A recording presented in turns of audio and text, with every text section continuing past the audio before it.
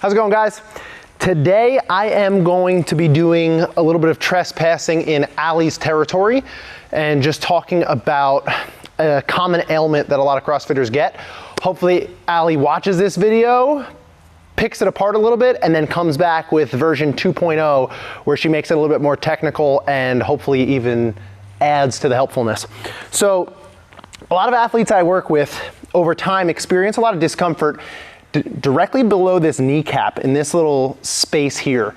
And it shows mostly on impact-driven movements like jumping or running, and also commonly affects athletes on push presses. The spot that gets inflamed and gets that pain and the symptom that brings along that discomfort is the patella tendon. So this is known as jumper's knee, patella tendonitis, and a lot of stuff like that. Well, in my experience, the good news is when that pain arises, most of the time it's just a symptom. The knees are still healthy, so there is still hope. And it just happens to be from a lot of tightness in the entire system in the front of that thigh and hip area. Your entire hip flexor group, any muscle involved in the flexion of the hip. When that's overused and abused and isn't treated very well and maintained, this is very often where athletes experience the most symptoms, all right? So you can check to see if that's the case right away just by sitting down on your laces and sitting to your heels. This might be uncomfortable in the ankles, that's not the goal, but if that's already unbearable on the quad, then we know right away that that's an issue. And then for those of you who it is bearable, we want to see if you can lean back. If your heels are in the way, open up the heels a little bit and lean back. I guess you would call this more of a straddle position. This is actually a great stretch to keep that flexible as well, but it's not going to be one of the things we touch on today. It's just something that is associated with that discomfort below the knee. Most people are very tight here.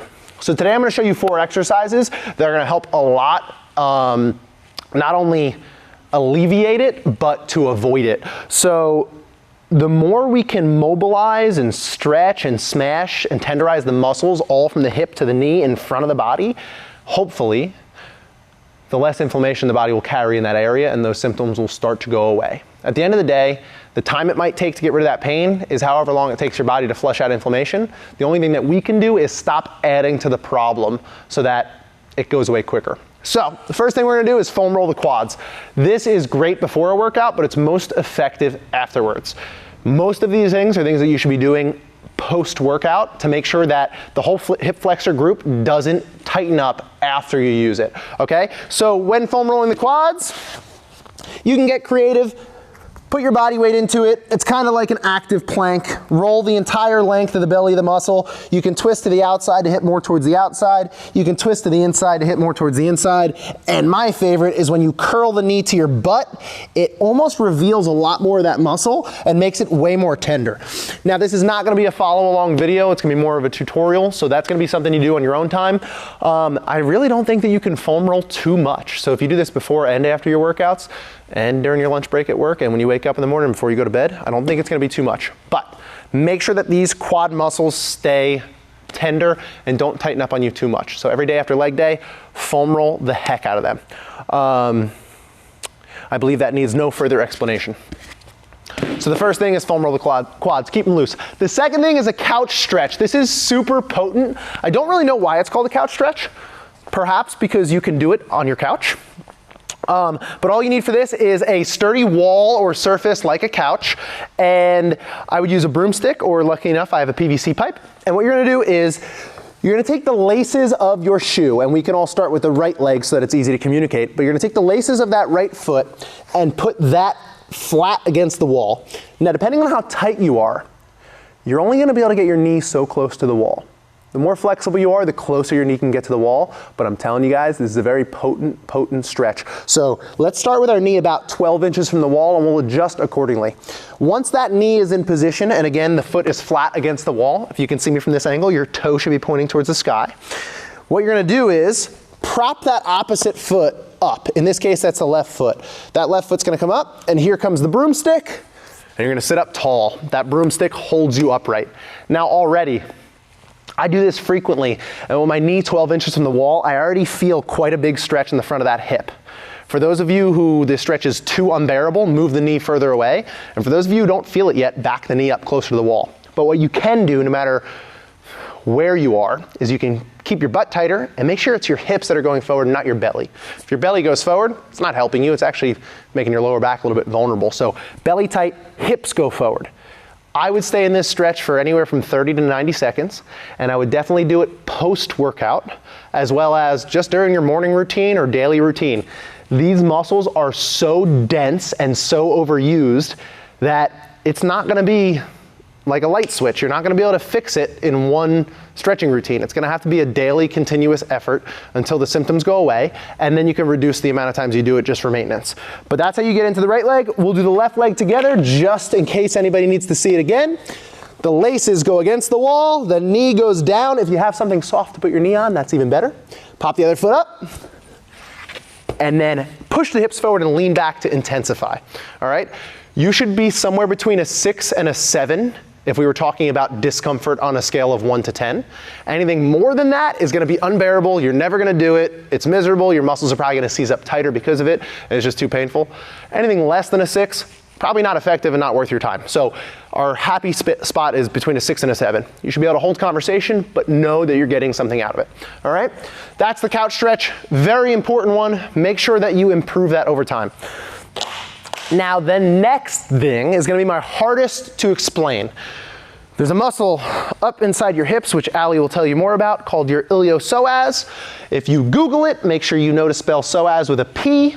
And we wanna smash that muscle to keep it loose. This muscle connects from your lower back all the way through the hip and somehow ties into that quad area. And when not loosened, I believe that this is the muscle that makes old people shrink a little bit. I think it tightens them up and turns their posture into this. So if we can keep it loose, you'll stay tall and we'll hopefully alleviate that discomfort in the knee. Now, to get to it, first you have to identify the very point of that hip bone in front of your body. Not this one over here, but this one. Find that hip bone. The spot we want to hit is the soft belly tissue right above that, and we're going to hit it on an angle down towards the crotch. So here's my hip bone, here's where I need to hit. And you can do this really with any blunt object. So if you have a kettlebell at home, great, let's use that. Here's the handle of my kettlebell, here's the spot, and that's the angle I need to take. So here is the hip bone. I'm gonna put that handle of the kettlebell right in there, and if you can see, it's only in soft tissue. I'm not pushing it against my skeleton, it's not hitting my bone, it's right in that soft tissue. So I'm gonna keep that spot, I'm gonna climb to the floor, and then I'm gonna use my own body weight to do all the work for me. So if I can manage to maintain that spot and get onto the floor, keeping it right where it was, I'll bend my opposite leg up to the side, and then I just put my forehead in my hands and I go to my happy place.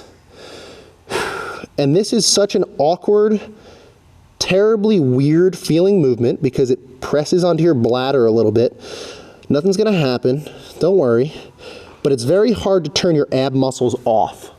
The ab muscles instantly want to contract and do this, and kick that handle of the kettlebell out of there. But if you don't get deep enough, it's entirely ineffective. So don't talk to anybody during this. Close your eyes, go to your happy place, and I tell everybody to take 15 deep breaths. Let me show you from the front so you can see what my opposite knee is doing. And during those 15 deep breaths, every time I exhale, I try and override my body's own defense mechanism and let it relax a little bit more. And you can tell it's working because you feel yourself sink another centimeter and another centimeter. And by the end of the 15 deep breaths, you want as much of that kettlebell to be gone as possible. But the only way that your body's ever gonna allow that to happen is if you stay crazy relaxed. So just focus on your breathing. Don't start a stopwatch. 15 deep breaths and you're done with that side. And then you gotta do the same shit to the other side. So here's my hip bone, here's the angle I gotta take, kettlebell goes in place, and follow along. This movement's wonderful. You should do it before every time you squat. If you do this before you squat, you're gonna sink right down into that squat effortlessly. You won't be falling forward anymore. It'll help a ton. And it should also be done part of your daily routine as well. It's probably gonna shorten up a lot while you sit in the car or at your desk at work. So if you sit a lot throughout the day, that psoas muscle shortens up way too much. Every time you find yourself sitting for a prolonged period, hit this stretch. It's gonna save your life. It's gonna help you a lot. Now, those three things are gonna help alleviate the things that cause that knee pain, that stupid patella tendonitis. Now we have to avoid it. To avoid it, continue doing that same stuff post-workout, randomly whenever you find the time. Set an alarm on your phone, do it frequently. But also, before every single exercise routine you do, if we can start to activate these abductor muscles, abductor, starts with has a B in it. So if you Google these muscles, not the adductor muscles, but the abductor, it is the same muscle that helps you rotate your knees out. And if we can activate these before we exercise, then we're more likely to use these muscles during most of our movements than these muscles. So we're gonna stop overtraining those hip flexor and quad muscles too much, and we're gonna stop abusing them, and we'll start to shift some of the responsibility to these guys. Not only is your butt gonna look great, but your knees are gonna feel a lot better. So what you'll do is, we will do some fire hydrants. All right, so any Versaloop, this will actually work just as effective without a Versaloop. I guess this just makes it a little bit more intense. But you're gonna be on all fours, and your job is to keep everything still and the belly tight and just use this muscle to lift that leg like you were a dog peeing on a fire hydrant. I think a 5-second hold for 5 consecutive reps on the same side is more than enough to warm up for any workout. But when it starts to hurt, stick with it and don't bend that opposite elbow. The elbows are gonna wanna bend. Don't allow it to happen. Let me show you another angle. This is gonna want to happen. Don't let it. Keep that elbow straight. Hold it for a full 5 seconds. Once you've done 5 in the right leg, do 5 in the left leg, and do this before every single workout you ever do. And we'll start to share the responsibility of those powerful, impactful movements that you do, and it won't just be hip flexors, but we'll also start using the glutes and the abductors as well. All right? That's all for now, guys.